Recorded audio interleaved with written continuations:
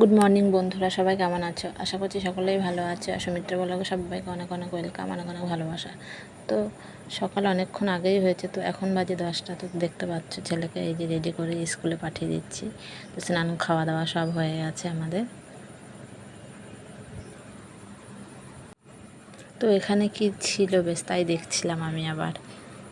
তো ওকে এখন স্কুলে পাঠিয়ে দিয়ে তারপর রান্নাবান্না করবো।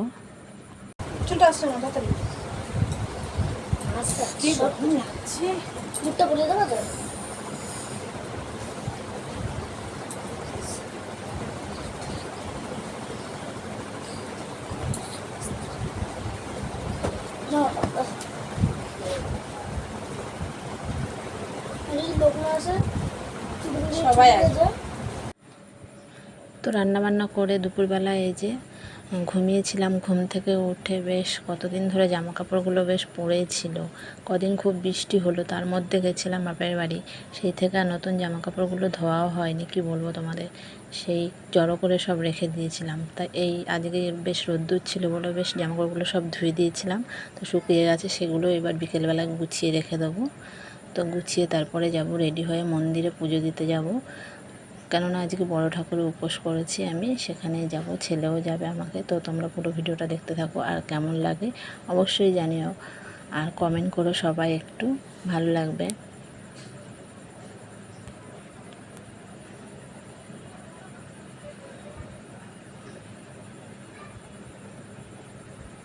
তারপরে দেখতে পাচ্ছ তোমরা যে মানে বৃষ্টি হয়েও কিন্তু খুব গরমও লাগছে। এই কদিন ধরে এত বৃষ্টি হয়েছে, তারপরেও খুব গরম পড়ে যাচ্ছে, গরমে যেন কমছে না।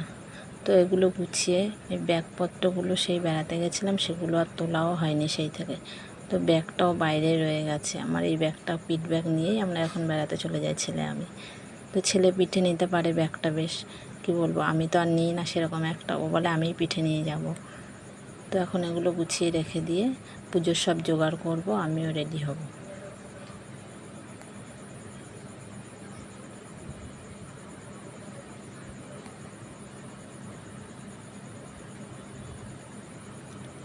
তারপর এই দেখো আমি পুরো রেডি হয়ে গেছি। তো পুজো দেওয়ার শাড়িটা পরে নিয়েছি, এখন চলে যাব, সব গোছানো হয়ে গেছে, এখনই বেরিয়ে পড়বো মন্দিরে।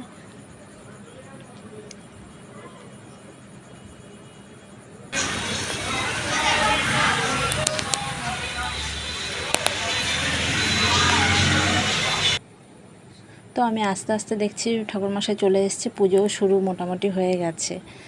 তো তারপরে একটু ভিডিও তুলে নিয়েছি, তো তারপরে বসে পড়বো পুজোয় আমিও। তো দেখতে থাকো পুরো ভিডিওটা। তো ছেলে এই যে ছেলেও বসে পড়েছে আমার পেছনে।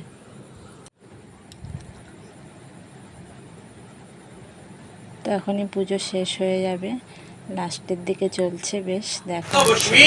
গণেশ আদি নানা দেবতা পূজা পূর্বক শ্রী শ্রী ভগবান সূর্যপুত্র সংশ্লিষ্টরায় পূজা কর্মাণি। ওম স্বস্তি ভগবন্তু ভগবন্তু স্বস্তি ভগবন্তু ভগবন্তু স্বস্তি ভগবন্তু ভগবন্তু ওম স্বস্তি ওম স্বস্তি ওম স্বস্তি ওম কর্তো মুসলিম গণেশাদি। তারপরে দেখো রাত্রেবেলায় কি খাবো। আমি তো উপবাস করেছি, কারণ আমি ভাত খাই না। এই বড় ঠাকুরের পুজো করে আমরা ভাত খাই না।